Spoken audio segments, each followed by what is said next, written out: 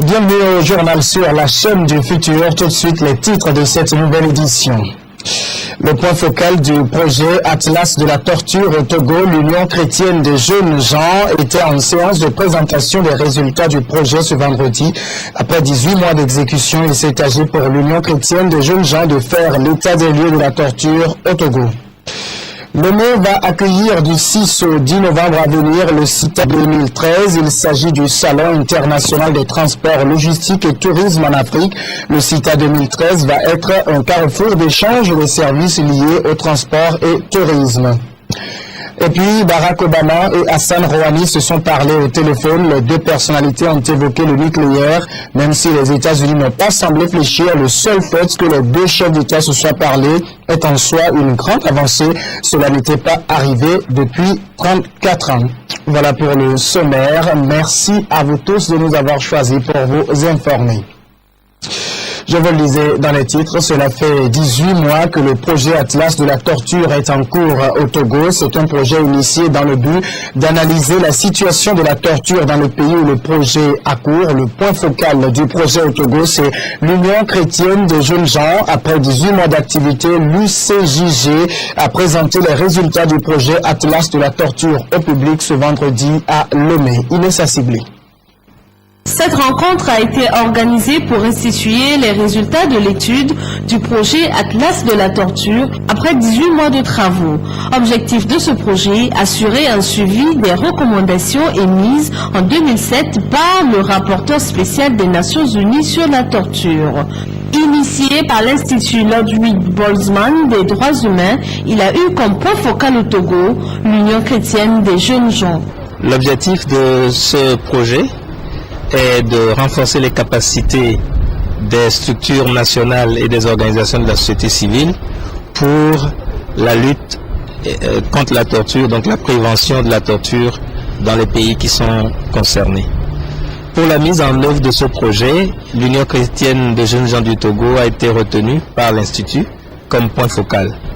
Et notre rôle a été de préparer les rencontres des équipes du projet Atlas de la torture au Togo. Des ateliers de renforcement de capacité des responsables pénitentiaires et de la justice, des activités de sensibilisation dans les milieux carcéraux sont entre autres les activités qui ont caractérisé les travaux de la mission. Et dans l'ensemble, les résultats sont satisfaisants. Les résultats sont bons pour nous parce que premièrement, ça nous a permis de mettre en place l'initiative Baromètre, qui est une coalition de 4 organisations de la société civile travaillant dans la défense et la promotion des droits de l'homme.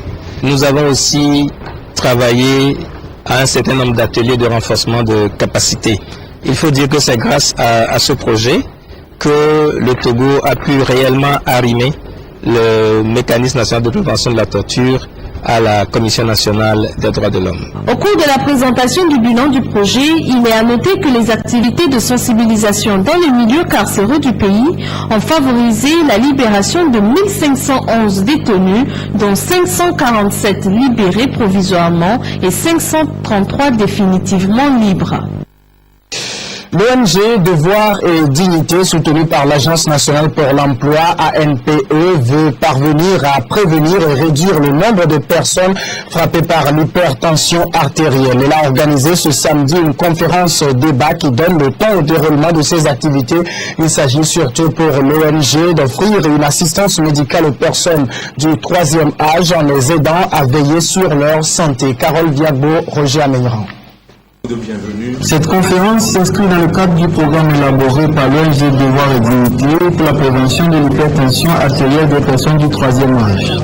Créée en 2009 à Genève en Suisse, cette ONG, l'initiative de la diaspora togolaise, entend donner plus de chances de vivre aux personnes âgées en mettant à leur disposition les outils nécessaires pour la prévention et la gestion de l'hypertension artérielle. Travailler sur la prévention des maladies en maîtrisant ces pathologies-là en amont a été vraiment l'objet ou le moteur essentiel de cette décision-là de création de cette ONG. Mais au-delà des personnes âgées, on a parlé là de la prévention généralisée de la population pour accompagner les actions du gouvernement.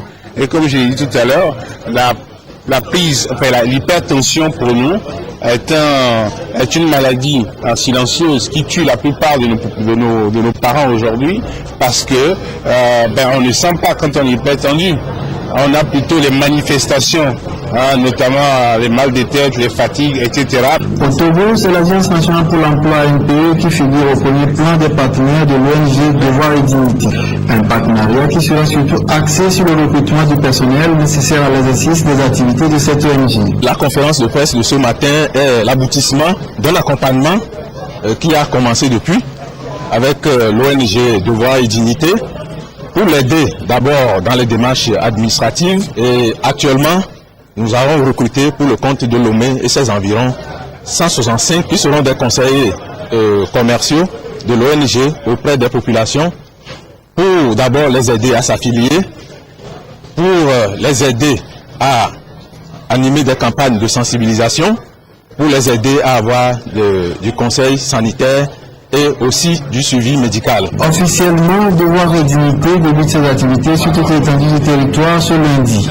Les conditions remplies pour bénéficier des services seront mises à disposition des principaux concernés.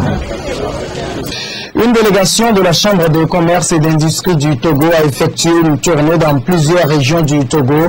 Elle est allée rencontrer les élus consulaires régionaux pour leur apporter les outils nécessaires dans l'accomplissement de leur travail afin qu'ils puissent œuvrer pour la satisfaction des opérateurs économiques de leur région. L'étape Kara de la visite de la délégation du CCIT a été suivie pour nous par Alfred Mindissa. Son reportage est commenté par Ugatipo. Après la région des Savanes, la délégation de la Chambre de commerce et d'industrie du Togo, conduite par son premier vice-président, Germain Meba, a rencontré les élus consulaires de la région de Kara.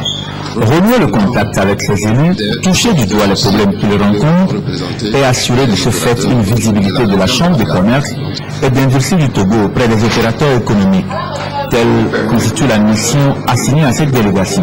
Depuis que le bureau exécutif de la Chambre de commerce et d'industrie du Togo a été élu, nous n'avons pas fait une tournée à l'intérieur du pays pour avoir un contact et un échange de travail avec les élus de l'intérieur du pays.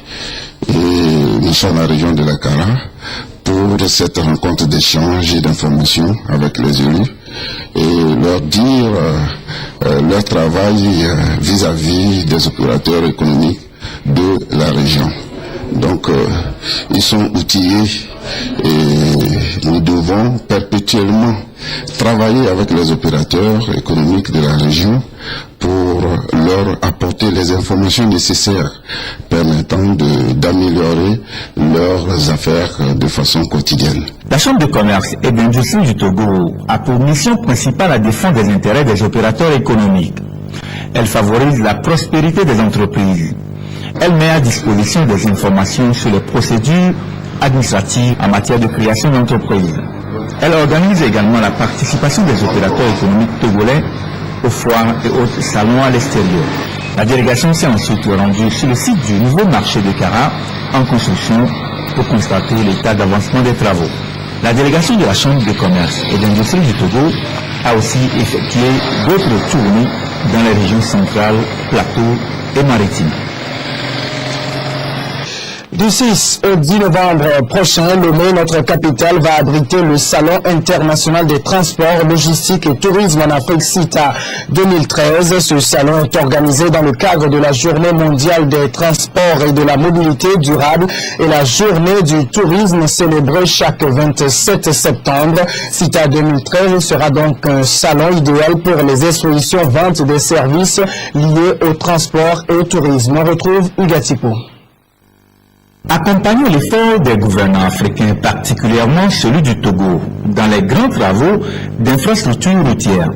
Voilà l'idée qui sous-tend l'organisation d'un salon international des transports, logistique et du tourisme en Afrique, CITA 2013, qui a été officiellement lancé ce vendredi à Lomé. Le directeur des transports, Suleiman Sikao, et la représentante du ministère du Tourisme, Mme Sidatou Katakwaoutouré, ont salué cette initiative. Du 6 au 10 novembre prochain, le site du Palais des Congrès de Lomé va se transformer en un grand salon. un espace d'accueil et d'échange avec exposition des dernières innovations techniques et matérielles dans tous les grands réseaux et secteurs de transport, de la logistique et du tourisme. C'est une rencontre internationale que nous organisons pour communiquer beaucoup désormais sur le secteur des transports et du tourisme en Afrique et principalement dans notre pays, le Togo. Que nous voulons contribuer dans un premier temps au développement du secteur des transports et du tourisme dans notre pays et en Afrique bien sûr, donner une grande visibilité à notre pays, le Togo, par rapport aux grandes actions que le gouvernement est en train de mener dans le secteur des transports, principalement les grands travaux d'infrastructures routières qui sont en train d'être faits, les grands travaux qui sont engagés au niveau dans le secteur maritime, le port autonome de Lomé qui s'élargit, et également l'aéroport international de Lomé qui est en train d'être rénové et élargi. Parce que tourisme